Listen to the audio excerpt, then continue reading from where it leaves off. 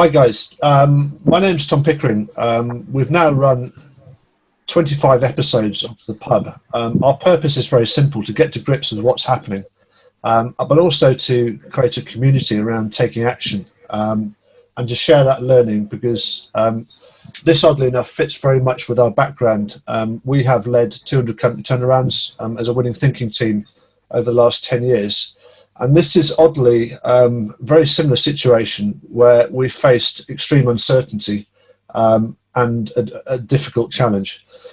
So we're going to be quite blatant about sharing our learning there. At the same time, we also are bringing guests into the pub to challenge our own thinking to complete this jigsaw. And I'm absolutely delighted that Jens Hansen from Supertrends Group, who's CEO of Supertrends, which is a very exciting organisation, is joining us today.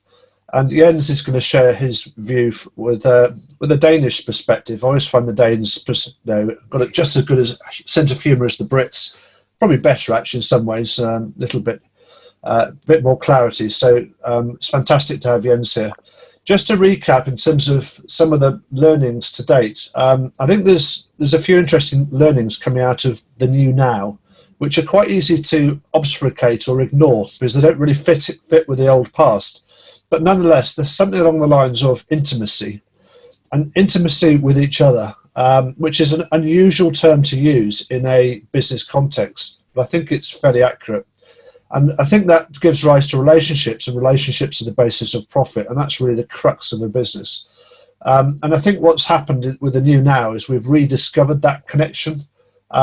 Alongside that, there's been some major buying shifts as well. And it's been increasingly vital to do the right thing, because there's quite a number of organisations who might be tempted to break the rules, but will definitely be found out for one reason or another.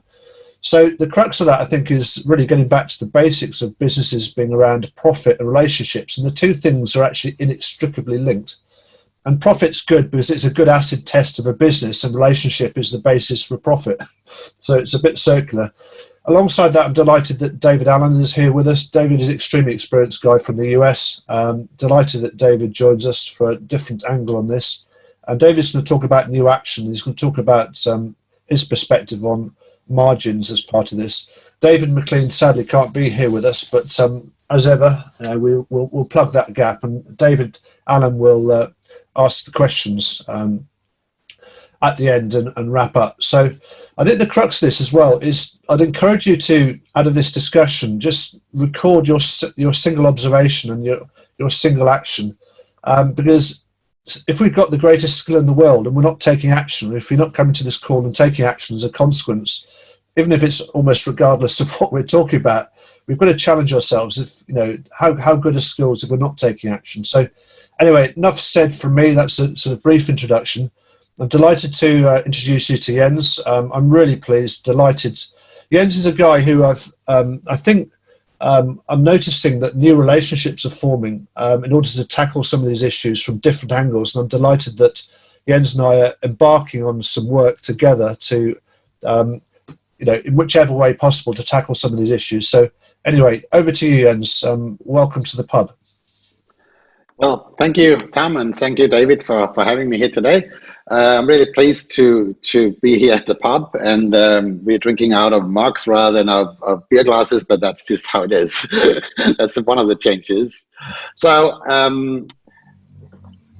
I would like to just, referring to the Danish part, I actually chose to transfer from Denmark to Switzerland for a number of reasons. And this change of environment, not everybody can just do it, but that's really, really helpful because it will test your ability to adapt and be in a new surrounding and grow roots there and flourish. So I've tried on my own private life how that is. So what I would like to do today is just share a few principles. I would like to share a few mindsets on how we can show up, and then how that leads to new action. Now, I know that what I may be saying is easy. Some of you may have heard it before, but the whole challenge is actually to do the exercise. So let's get started. Now, I will lean in on three great people that we all have heard about. The first one is Nelson Mandela. Nelson Mandela have a wonderful. He's contributed with so many things. Talking about people, it doesn't get bigger than this. But he's also contributed with that he actually adopted his father's, who was a tribal leader, style of leadership. This was that he would gather his leadership team. He would then ask each of them on specific topics going around the table. He will remain absolutely silent. He will be listening and thinking. Once everybody had spoken, he might ask questions or he might make some conclusions, but he remained silent. He didn't need to show up and influence everybody else. He wanted to learn. The next one is Jeff Bezos. Jeff Bezos has contributed many things in the world. He has especially contributed with day one and the principle around day one. Like we all remember somehow when we first showed up at school or college or wherever it was day one of a new chapter. Whenever we showed up first time at a new job, when we registered a company for the first time, and it was day one, everything was possible. And there was no limits whatsoever. Now, as hard as that may be, try in your own surroundings to have a conversation about what might our day one look like. And just be open to what comes up and play with it. What is day one for you? And you can go on YouTube, you can find Jeff Bezos, talk about it, and you will be inspired. Now, the last one is Steve Jobs. He was giving a commencement speech in 2008. I think it was at Yale University. And he just told some very honest stories from his life. So he actually contributed with real honesty, which is an important factor. But also he just repeated two times two words at the end, multiple times. Stay hungry, stay foolish. So if we are hungry enough and we really want it, now we shouldn't just grab out for it. We should work together to get it, but we should, in that process, show up as the fools that we sometimes allow ourselves to be, and we should allow that more, just to be foolish, because then we are actually humble enough to make fun of ourselves. So these are some principles. These are very easy to talk to. These are very hard to actually exercise. Now, underlying these principles are ways in which we can show up and how we can actually think about things or do things. So there's a few principles of showing up that I really, really enjoy. I struggle from time to time with multiple of these, but I still try. So the first one is being of service. This is such a great expression. And it's really to show up and be of service to whomever or whatever, but it's something outside yourself. You are trying to accommodate. Now, of course, ultimately in business, this will be towards your customers, but it might many, many, many times today be of service to your colleagues, your coworkers, first and foremost, in order to know that you have them still and you take care of them so they can take care of your customers. The next one is really showing up with curiosity and openness. And now here comes the difficult part, because we can start any conversation with, oh, tell me about this and that, and we will listen. And after that, we will imply judgment and say, oh, no, this is not how it is, and then it goes wrong from there onwards. So how many times can you ask a question and listen to somebody and just keep saying after that, tell me more? Exercise that, count, and see how good you are. Tell me more and just keep listening, but stay listening in an active mode so you are really listening. With that, actually, you will exercise patience, and you might actually be seen showing up with kindness. As dark as it is in this midsummer, we need kindness at so many levels. And whenever we can show it, it's just amazing. And coming back to my Denmark and Switzerland story, in Switzerland, what really struck me once I first came here was that now we know about congestion and traffic many places. In Switzerland, it's like this. Most times congestion is actually created by two Swiss people, none of them wanting to yield to give courtesy to the other one. So please, no, you go, now you go. And it's very different from traffic in almost any other place in the world.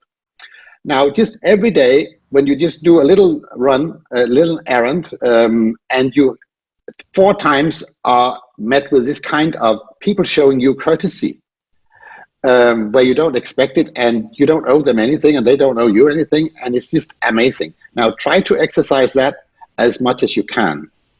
So the last part is now taking these wonderful principles and ways of showing up and to move into action. And that action will be experiment. This is my most important word. Just experiment. Try something new, fail, and have a conversation not about why you failed, but what you learned. What did we actually learn by spilling all the milk on the floor here? This might be a conversation with your 2.5-year-old. It might be difficult, but sometimes that's the conversations we need to have. Another one is collaborate. As difficult as collaboration really is, sometimes it's easy. Oh, let me just do this myself. I can do it better. Just stay curious, stay patient, be kind, be of service. So collaborate, create new networks. What you were referring to before, Tom, was how you and I have just recently met because we're both reaching out. We're trying to find new dots that we can connect to, because those dots may lead to other dots that may lead to other dots, that then all of a sudden we have a network that is new. Another way that we talk about this is how to create more surface. Now, we can't manage 215 relationships every day, and nobody should be trying to. So, but create some new relationships, learn from them. If they don't contribute, let them roll, let them go, it's fine. So another exercise is on a lot of our social media and whatever we have, how do we actually decide this relationship is not working for me, so I'll just stop it. And that's a very healthy exercise, but it's not easy. So what I want to do with that is also to say, consider in taking new action, what is the old action that you should stop doing? We can't just do new. So what is it that you're willing to give up? This is a fundamental principle for entrepreneurs, that they are willing to give up stuff in order to build stuff. What are you willing to give up? Try to make a little list of things that you're willing not to continue. And this can be like some bigger things. It can be smaller things. It can be some things that are just taking 1 hour of your day every single day to do this list that you really are obsessed about, that this is very important in your life. Maybe it's not. And then you can do something else.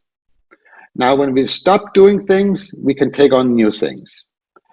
I want just to show 3 inspirational books that I have been reading this summer. And if you want to hear about them, you can always just write to Tom and he will tell you more about the titles. So one is Seeing Around Corners, written by Rita McGrath, who is a fantastic scholar from New York. She has combined innovation and strategy in such amazing ways. She is really worth both reading and listening to on YouTube. Another one is of a little bit different kind, but this is more on the principles of your mind and how you think. This is Brené Brown, Dare to Lead. This is how you, by being more humble, can be so much more powerful. And a lot of other great principles. It's just a wonderful read. And the last one is one that we have contributed with. It's called Super Trends. What it is we are taking 50 different vectors or algorithms, and we are saying these things are happening. These will be elements like Moore's law, where we know that some technologies are becoming cheaper and cheaper while it's at the same time becoming more and more useful and powerful. There are loads of these kind of connections in the world. And once you know some of them, you can build on them. But if you are already totally up to here by doing things that you maybe have been doing for a long time and it's not useful, then you can't take on new things. So remember, what is it you want to let go in order to bring on new? So these were some easy things to say, hard things to do. So that is. Thank you very much, Jens. Love it. I think I always think it's very exciting when there's a common thread that arrives at the same point, but from a totally different perspective. I think, if I can just ask you a question, if I may, I think one of the challenges with this, and I sort of broadly agree with the headings and your perspectives in terms of approach, I think one of the challenges is actually the level of awareness of these things, because your perspectives or your approaches, and encouraging people to step over the edge and sort of try these things, because sometimes it can seem quite irrelevant to what people are currently doing or conflict with their MBA or whatever else, wherever else their prejudices may come from. So I don't know, what's your thoughts in terms of increasing the level of awareness of what you've just talked about? So for me, it's about trying to see new things, and that influence thinking in new ways.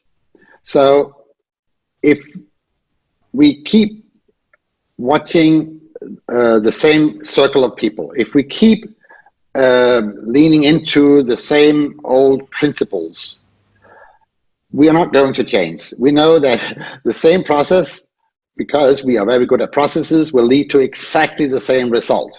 Now, we are in a time where we need new results in new surroundings. And this is a time, more than any time in my lifetime, and this has now been 58 years, where we really have a chance, different from many other chances, to start new, because we have a crisis, but there is absolutely zero material destruction. All the things that we had yesterday, we still have. We need to apply different ways of working with those things. We have even been giving pocket money in the time where we need to change. So we are all in a kind of a change camp. And the governments around the world have been throwing money at us. Now, I know that these have not come evenly to everybody, and some people are truly struggling. I fully recognize that. Companies as well may be truly struggling. However, we are in a moment where we have been given the opportunity to do new and a break to do it. Use it. Yeah, thank you very much. It's clear. And one last question. What do you see as being the major shift, if you consider in a few words, where we were 6 months ago versus where we are now? What were those three words that or few words that you used to describe the before and after in terms of the approach? So I know we can have a longer conversation between you and me about this, that I would say first. I would say the power of technology, especially digital technology, had saved us through this. We could not have continued to support the economy if it was not there. So technology is one. Another one is the stability of our governments, never mind what's happening at the political level. But when it comes down to actually running countries today, it's not, I wouldn't use the word efficient, but I will say it's working. So we have had somebody to look after the big systems. And then there's the whole, connected to that is the whole machinery of making sure that there is enough money supplies. So now, on top of all of that, I know you said three things, is how we react as people. So, but we have been given those blessings, and therefore we are still here, we can still work, and we are not totally on rock bottom, but we have challenges. Yeah, thank you very much. Yeah, okay, that's excellent. So I'll contribute some stuff which I'd like you to come back on, Jens, and you can ask me as many difficult questions as you'd like. Get your revenge. So, I love it. Thanks. Yeah. So the first thing I'd say is that I think what's happened here is we've had the wind behind us, and there's been a number of cover-ups. So, and there's been a number of fudges like debt, and the cover-ups are actually quite odd, because they're things like growth, which sounds great, but actually it's something that's was invented in the 1970s, but it causes big issues like sustainability, which is probably a bigger challenge than COVID-19. I think that what I'd say in terms of, to answer my own question in terms of the before and after, I think we moved from a position of certainty to uncertainty, or an expectation of certainty versus an uncertain position. And so I think historically, it's a bit like, how do you ride a bike? You can buy a book on how to ride a bike, but actually, if you consider now in the uncertain world we face, it's almost like, where's the road? What's the road surface like? Who's riding the bike? And all of the services at business, that's at business level, but all the services around insolvency, consultancy. I mean, you talked about self-generated, which I'm passionate about in terms of self-realization, but a lot of advisory services, I've always thought advice is worse than useless. So, I think there's a lot of people selling the same things, expecting a different outcome, which is part of this sort of cover-up, and people are still selling the same widgets. I think some of the skills I think are key to navigate this is around emotional intelligence, because emotional intelligence actually enables us to fix the right problem, and IQ actually enables us to fix the problem at all. And what the way that looks is often, people respond with IQ in this sort of I'm right, I'm wrong type situation, without really considering the emotional intelligence. Are we actually fixing the right problem? And so I think it's about navigating this situation. It's about a way of working that you talked about, Jens, some of those tools. Absolutely passionate, agree with that. But also it's about this intimacy and free flow of communication, which actually can be very difficult as well. And so these relationships are not easy relationships. It's not about saying lots of nice things to each other, but it's some seriously difficult things. So you talked about technology. There's a difficult discussion to have about technology there, and other things. So, and this is actually when the thinking begins. So if we're now having to think. So rather than having a long-term plan, we're now having to think this thing through, and that's a whole different world. I think from our survey as well that people are commenting that they're not aware of the customer shifts, yet they're selling the same old stuff, which is a danger. If you're not looking outside with the right EQ, you're selling the same stuff, you're not seeing the customer shifts, which is a great worry. And people use the words like economic recovery of what? Actually what is going to recover, and will it recover in the same form? So I think we're looking at the wrong things.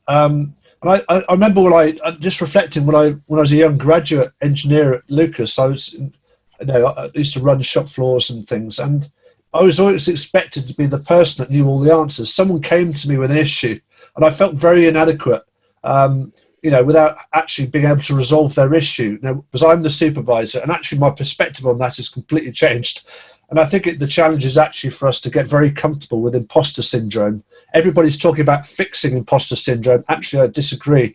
We're all going back to certainty. Actually, no, we need to get comfortable and develop the skills which are around EQ to cope with this. So, an example of this is, I remember my mentor for the last 15 years, John Webster, always said, what's in it for me, which is a typical sort of approach. But actually, I think even that's shot to pieces, because if you think about the people who are on this call, people are on the call because they want to get some status, or they want to pick up some intellectual stuff, or they want to gain money, or our money, or somebody else's money. But actually, the new heroes are the nurses. So how does that work? So that whole reset in terms of flat structures completely changed. And I think as well, pride is a big issue. So, at its simplest level, we should meet people where they are, not where we'd like them to be. So one of the paradigms I think that's critical that you talked about, Jens, is accepting where people are. Accepting, pride is a big issue. And the issue with pride is that we can't admit we're wrong. And that completely misses the new now. We're shot to pieces. If we can't admit we're wrong, that's a very difficult place to be. And it's also about valuing different opinion, which sounds different, and actually taking active interest, as you said, Jens, to understand where people are coming from. The antithesis of this, which we're picking up when we're engaging with CEOs who get increasingly fearful, is that I know better. And this gets worse with fear. I mean, so we revert to the IQ side and forget the EQ, and that becomes more and more intense. And that then leads to labeling. So Tom's this, or Jens is that, and David's this. And there's lots of reasons to ignore people, which is exactly the antithesis of where we should be. And of course, in that situation, never ask for help. And you rarely look out for others. Again, that's the first part of the Winning Thinking program. Is one of the things you talked about, Jens, is looking out for others. And this is actually what we've noticed actually holds organizations together in these sorts of situations. So the learning process pretty much is shot, because unless we're taking new actions, are we learning anything? Furthermore, resilience as well. People talk about resilience, and actually I'm firmly of the belief that it's all down to new actions. So if we're doing the same things, how can we be resilient? And actually when you step over the edge, I mean, my daughter's currently selling cakes to the local cafe, and she steps over the edge to negotiate pricing for the first time, age 13, but she feels 10 feet tall. And what's next? It's these steps that really build resilience. And I think the antithesis of this, as well, as to get the engagement right, so not to tell people what to do. So I think I'd capture this in terms of what's good look like. It looks like an improvising jazz band.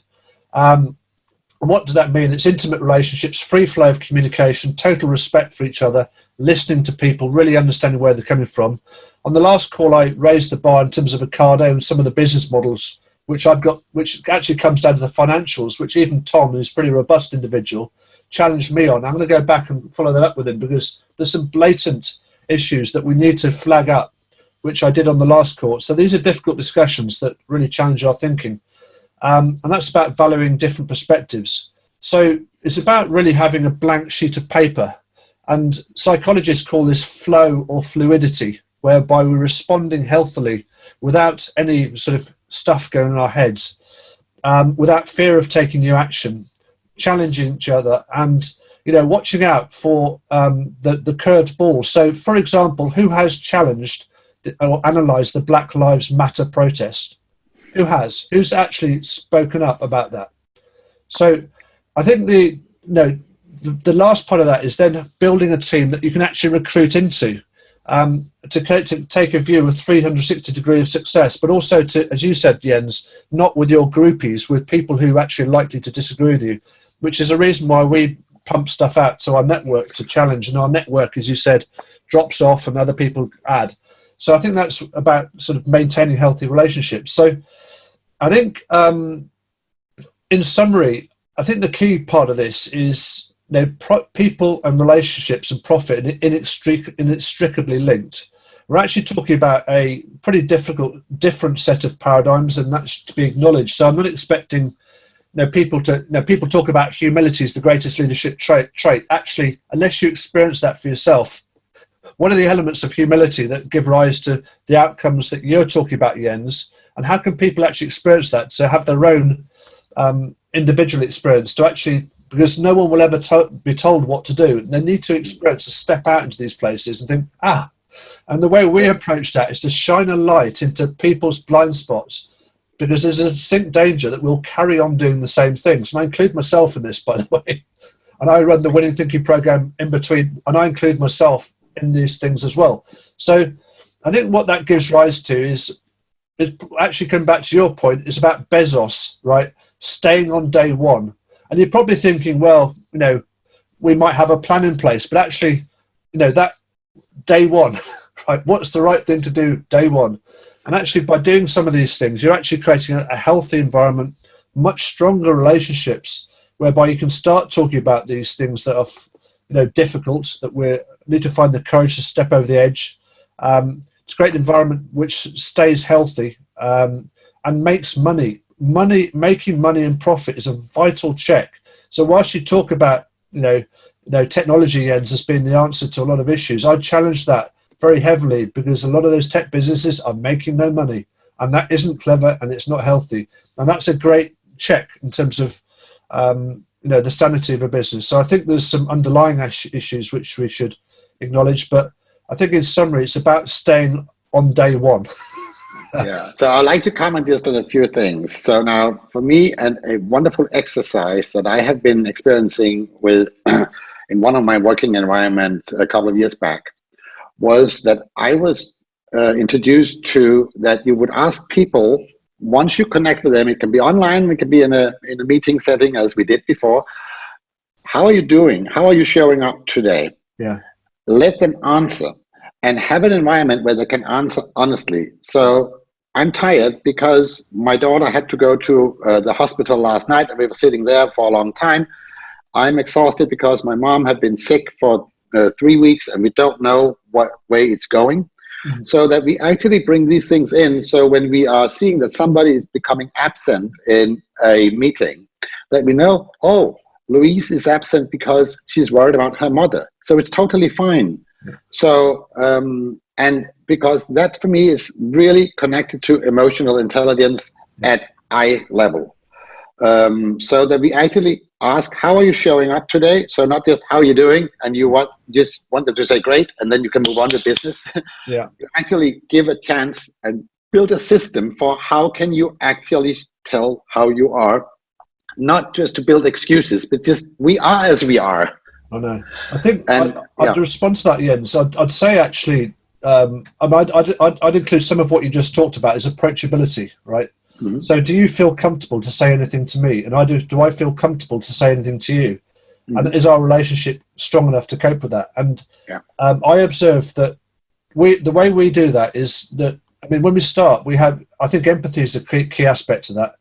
But actually, we need to get to know each other a lot better, because most of the business dialogue is utterly irrelevant to us. So I think when we run the Winning Thinking program, we go through 6 steps and about 40 actions to get to a point of relationship whereby we can actually then have the confidence to actually say what we feel. Because I think jumping over that edge, if you don't build a relationship in a constructive way, in a consistent way, you tend to get small sparks and you can drive a lot of stuff underground. So I think it's a fantastic place to be when you sort out the relationships, but I think it's not to be underestimated what you're talking about. And a lot of this stuff actually is jobs worth as well. So actually, a lot of organisations, people talk about 360s, and 360s.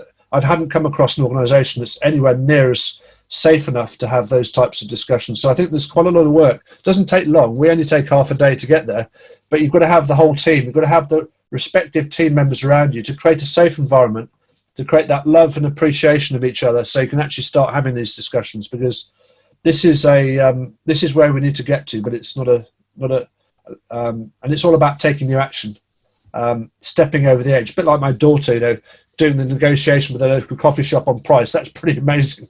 Bang, that takes real courage. But what's next? And that happening across the whole team. So exactly. I want to share just now. I don't have a daughter, but I have some former colleagues, and they were just reaching out to me this weekend and asking, we are now launching this podcast. Would you just give us some feedback?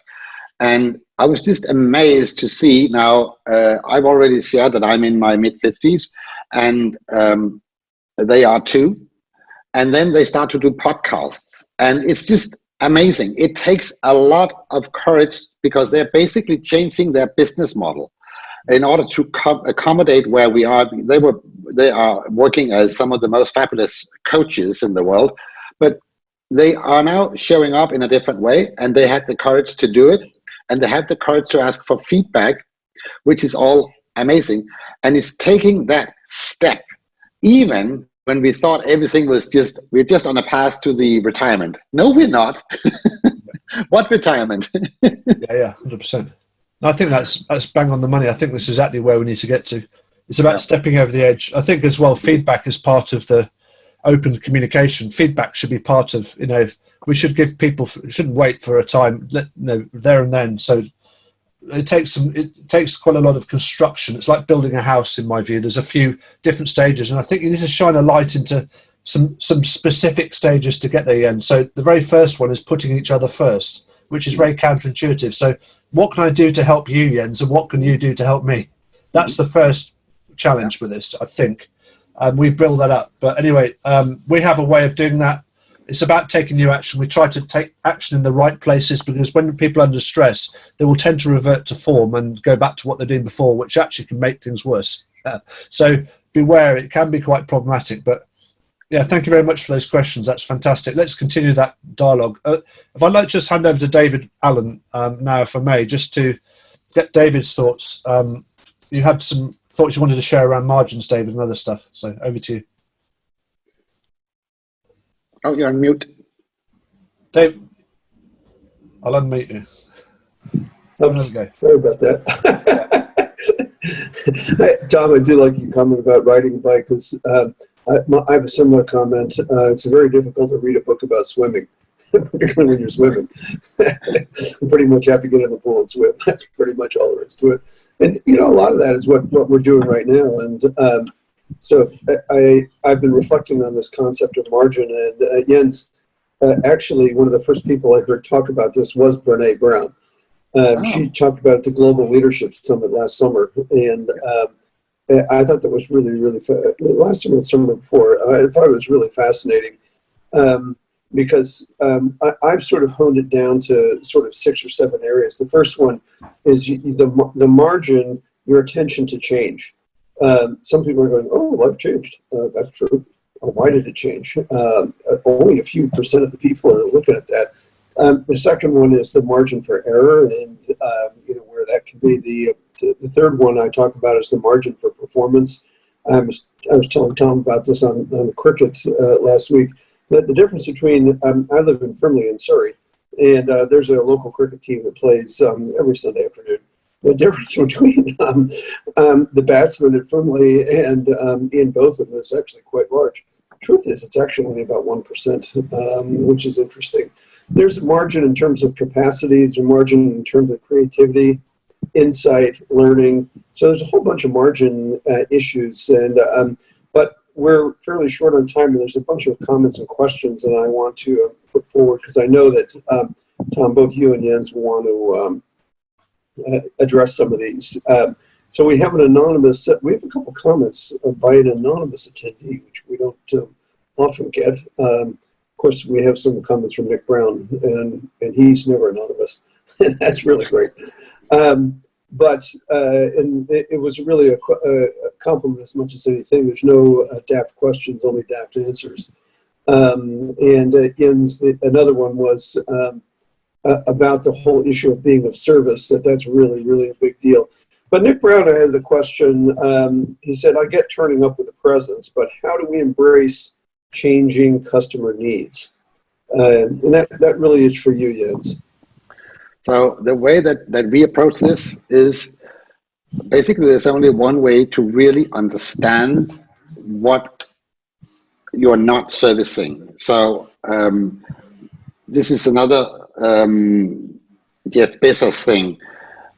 We can only to a certain extent actually service our customers by asking them what they want. So if we had always just done that, we would never have invented the airplane. We will have a 6-legged horse or something. So sometimes we need, as business drivers and entrepreneurs, to just see the bigger picture and see some possibilities that can service the customers better. Another maybe more recent example is the iPhone. Nobody actually asked for the iPhone before it was there, but it seems to be pretty popular after some years. So it's having a dialogue with the customers. It is staying curious about what is happening around your customers. So you can't just ask them, you have to stay curious about what's happening, and you have to take in different sources, and then you have to cook the dish, and something new will come out of it. And not everybody will like it, but you may be able to serve this new dish that just was, oh, this is wonderful, but you would never have asked for it. Yeah. Yeah, So I always like to go back to Henry Ford's comment where he said, if I ask my customers what they wanted, they tell me faster horses. Yeah. Yeah. I'd add one thing to that. I think going back to this cafe analogy, but one thing that's extraordinary about this cafe is their relationship with their customers is extraordinary. So I think in order to really understand customers, the relationship is not just with your internal team, it's 360, it's also with your supply base. So I go to this place, my daughter's supplying the place, they understand what I'm looking for, I give them feedback. It's this, and also now they're reaching out, providing different services, and they're fairly fearless about taking new action. So it's about this whole relationship thing, because at any juncture where there's fear, action stops. So it's about them managing those relationships. And actually I encourage them, even though it's a cafe, to actually step outside of their cafe and talk to their customers, which oddly enough they did. And I hate people following my advice, but they did this, and it's really, they've opened up something with a local motocross shop and goodness knows what else. So that, I think, is comes back to relationship. This also came from our anonymous attendee. It was in regard to BLM or Black Lives Matter. The student response was a surprise. You've appointed two BAME individuals to make it easier for BAME students to relate to the faculty.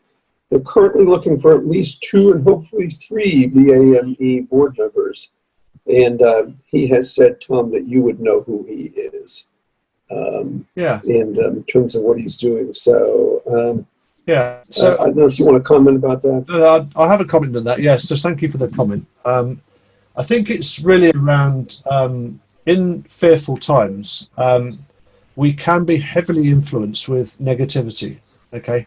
So if you look at the whole analysis of what actually happened in that tragic situation that gave rise to this situation and how this thing got a life of its own, things unfortunately can get a life. And actually, parallel to this is actually, it's not a very good parallel, but it's pretty clear, I think, is around, how did Adolf Hitler come to power? Exactly the same situation in terms of fear, desperation, and how on earth did that happen? And I think part of the challenge with this is that people aren't asking the questions and aren't necessarily getting the analysis right, but also leaders need to also really take a critical thought look at this, because from my perspective, I really challenge myself to make sure I don't see colour at all, and I'm aware if I do or I don't.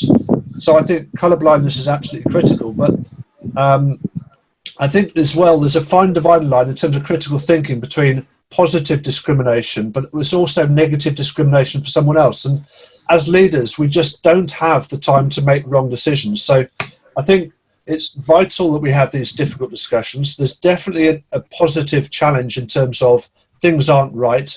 But if you look at the actual nature of the Black Lives Movement, it came about 8 years ago. It's a heavily Marxist organisation that very few people have actually put the hand up and actually asked too many questions about. So I'm not saying that I'm right or wrong. All I'm saying is that the dialogue should be, as per this jazz band, this should be the jazz band should be a safe place to have these discussions. And if you are a chair of a large organisation, you should be the adjudicator of what's right or wrong. And we shouldn't get bent into these things. And I think there's a lot of fear around these situations that actually, even at the very most senior level, people don't feel comfortable to challenge. So I think this is an example of something that is a distortion and a deletion. And actually, the whole thing around the nature of racism actually can get lost in that whole thing. So, we really do need to get to the bottom and have these difficult discussions. So that's all I'd say. But thank you for the question.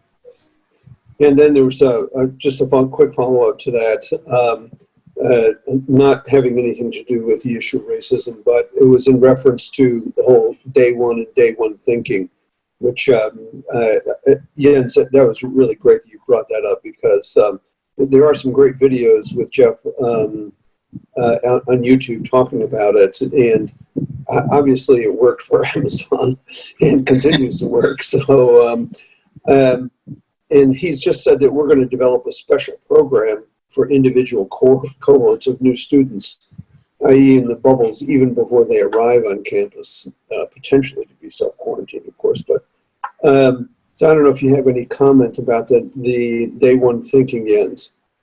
So I think that a good way to do it is to make it specific.